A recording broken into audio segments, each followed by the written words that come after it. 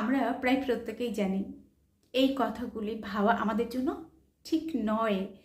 এই জিনিসগুলি যত আমরা ভাববো তত কিন্তু আমাদের কনফিডেন্স লেভেল কমতে থাকবে, কিন্তু তবু আমরা এই কাজগুলি করি।